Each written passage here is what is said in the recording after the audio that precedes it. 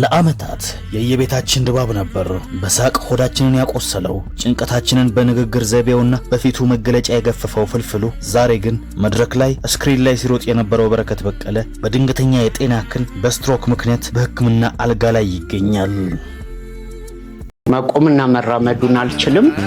ያው ካልቆምኩና ካልተራመድኩ ደግሞ ልጆችን ማስተዳደር ምናምን አልችልም።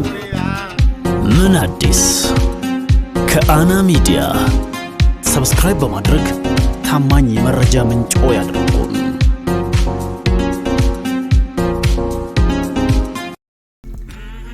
በኢትዮጵያ የኮሜዲ ዘርፍ ውስጥ ስሙ ጎልቶ መውጣት የጀመረው በ1990ዎቹ መጨረሻና በ2000ዎቹ መጀመሪያ አካባቢ በነበሩ የኮሜዲ ስራዎቹ ነው። በተለይም በቪሲዲ ታተሙ የነበሩ የኮሜዲ ድራማዎች ላይ ባሳየው ልዩ የትወና ብቃትና የንግግር ዘይቤ የብዙዎችን ቀልብ መሳብ ችሏል።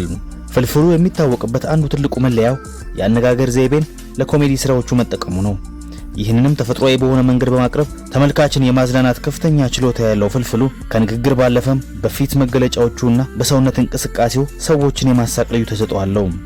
ኮሜዲያን ፍልፍሉ በተለያዩ የሀገር ውስጥ ፊልሞችና የኮሜዲ ማስታወቂያዎች ላይ በበርካታ ድርጅቶች ማስታወቂያዎች እናውቀዋለን።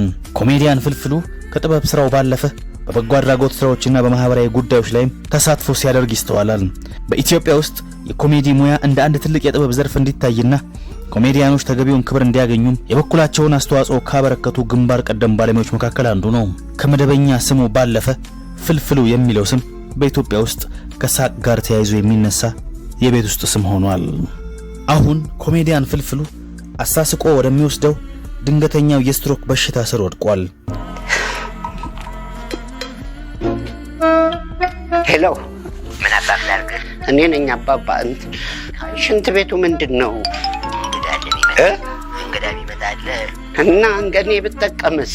አቀረን እንዴ እንግዳውስ ቢመጣ ሌላ ጥሩ ነገር አይጠልያው ነው አይደል? ኧረ ልበላሽ ነው። ምን አይነት ነገር ነው?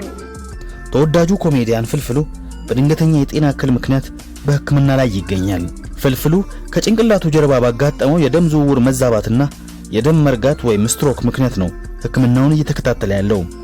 ጉዳቱ ወዲያውኑ ባይታወቅም አሁን ግን በሕክምና ባለሙያዎች ክትትል እየተደረገለትና በጥሩ ሁኔታ ላይ እንደሚገኝ ታውቋል።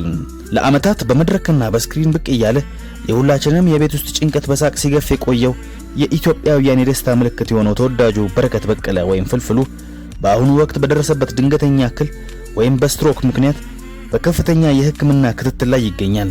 በረከት ለኢትዮጵያ ሕዝብ የሰጠው ትልቁ ስጦታ ሳቅ ቢሆንም ዛሬ ግን ይህ የሳቅ ምንጭ ሆነ ወንድማችን መቆምና መራመድ አቅቶት በሕክምና እርዳታ ስር ይገኛል። ሆስፒታል በጠየቁት ወዳጆቹ ፊት ድኜ ከናንተ ጋር አባሮሽ መጫወት ፈልጋለሁ የሚለው ፍልፍሉ እነሳለሁ ቆሜ እሄዳለሁ በማለት ተናገረው ልብ የሚነካ ቃል የብዙዎችን ስሜት ነክቷል። የተወዳጁ በረከት በቀለ ወይም የፍልፍሉ ባለቤት እንዳለችው ከሆነም በረከት ለቤቱ ለየት ያለ ሰው ነው፣ ለልጆቹ ያለው ፍቅር ከምገልጸው በላይ ነው ብላለች። የበዓል ዕለት ከቤት በመጉደሉ ድባቡ በጣም ከብዶን ነበር፣ ሁሉ ጊዜም አዞረኝ ይል ነበር። በዚያን ቀን ግን መቆም አቃተው፣ መስራት አለብኝ ብሎ በህመም ወጣና በዛው ሆስፒታል ገባ ትላለች። የሙያ ጓደኞቹ ስለ በረከት በቀለ ፍልፍሉ የሚገልጹት በሙያው የማይደራደር ታጋይ አድርገው ነው። በሽታን አያቆለባበስም፣ ለበሽታ እጅ አልሰጥም የሚል ጠንካራ ሰው ነው ይላሉ። በረከት ለሰው ችግር ቀድሞ የሚደርስ ለቅሶ ቤት ሄዶ ሐዘንተኛን የሚያጽናና መላ የማያጣና ተወዳጅ እንዲሁም የዋህ ነው በማለት ይገልጹታል። እሱ ባለበት ቦታ ረሃብም ሆነ ድብርት ቦታ የላቸውም ያሉት ጓደኞቹ የፋሲካ ዕለት እነርሱም የጓደኛቸው ቤት በመሄድ ባለቤቱንና ልጆቹን የተለያዩ ስጦታዎችን በመውሰድ በዓልን በደስታ እንዲያከብሩ ማድረግ ችለዋል። ይሁንና አሁንም በረከት በቀለ ተስፋ አልቆረጠም። በሕክምና አልጋ ላይ ሆኖ ለወዳጆቹም እንዲህ ብሏቸዋል። ድኜ ከናንተ ጋር አባሮሽ መጫወት ነው የምፈልገው፣ እነሳለሁ ቆሜ እሄዳለሁ ብሏል በረከት። ይህ የጥንካሬው መገለጫው ቢሆንም የጤናው ሁኔታ ግን የሁላችንንም ርብርብ ይፈልጋል። ውድ የጥበብ አፍቃሪዎች፣ የደስታ ምልክታችን የሆነው በረከት በቀለ ዛሬ የኛን ድጋፍ ይፈልጋል። የሕክምና ወጪውን ለመሸፈንም ወደ ቀደመው የሳቅ መድረክ እንዲመለስ አቅሙ ያላችሁና የምትችሉ አቅማችሁ የፈቀደው እንድታደርጉ ስል በትህትና እንጠይቃለን። አሁን ላይ መንቀሳቀስ አልችልም፣ መንቀሳቀስ ካልቻልኩ ደግሞ ስራዬን መስራት አልችልም፣ ስራዬን የማልሰራ ከሆነ ደግሞ ልጆቼን ማስተዳደር ይከብደኛል፣ ልጆቼ አደጋ ላይ ይወድቃሉ ብሏል በረከት በቀለ ፍልፍሉ።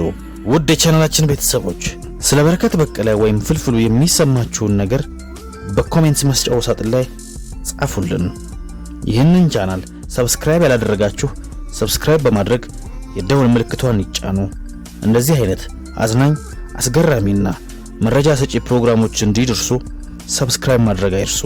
እኛም ለበረከት በቀለ ወይም ፍልፍሉ ሙሉ ጤንነቱ ተመልሶ በስክሪን በመድረክና በማስታወቂያዎች እናየው ዘንድ መልካም ምኞታችንን እንገልጻለን። መልካም ቀን። ይህ አና ሚዲያ ነው።